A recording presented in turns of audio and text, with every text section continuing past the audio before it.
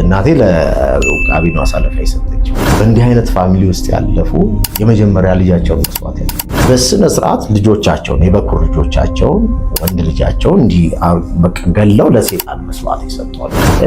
በቁሙ ሰጥተውት አይምሮ ስሊፕ ሆኖ ሴጣን ተቆጣጥሮ አብዶ በየቤታቸው ቁጭ ብሎ የሚያጨሰው ለምን አያለው? ያጨሱ በቃ እንትን ያደርገኝ ጀምር። አሁንም ተቀብዬ ስለው አደረከ። ይሄ አጭሻው ምላሽ ሰውነት የሚሰጠው ምላሽ አላገኝም። አይምሮ እንትን አለ። መቃም የጀመርኩት ገና 10 ዓመት ልጅ ቡና በጣም እስከ መጨረሻ አካባቢ ከ30 ሲኒ በላይ ሁሉ ጠጣ ነበር ቡና ፐርዴ። ከነ በፊት የነበሩትን ሁሉንም ቃሉ ጨርሷቸዋል። እና እኔ ለእናቴ የበኩር ልጅ ነኝ። እዛ ላይ ቁጭ ብለው አርደውት ህይወቱ ሲያልፍ የሳቸው ህይወት አለፈ። በዛው ዓመት 16 ወንድ ልጆቻቸው በዛው ዓመት ነው ያለቁት። ቃቢ እንደ ድሮ ሳር ቤት ውስጥ አይደለም ያለው። ባለው ቃቢ ሳር ቤት ውስጥ አይደለም፣ ዘመናዊ አፓርትመንቶች ውስጥ፣ ትላልቅ ቪላዎች ውስጥ።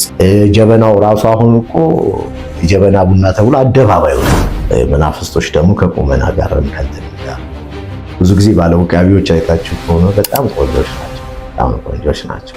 እኔ አይደለም እንደዛ ካልሆነ ይሄኛው የዛን ሰው ሚስጥር ሊያውቅ ይችላል። ሚስጥር በጣም ከባድ። አሁን ምንድነው መናፍስቶች እንደዚህ የሚሉት ሌጋሊቲ ለማግኘት በዛ መንፈስ ለሚቀሙት ግብር በተከፈለ በዛ ሚሽን አላቸው።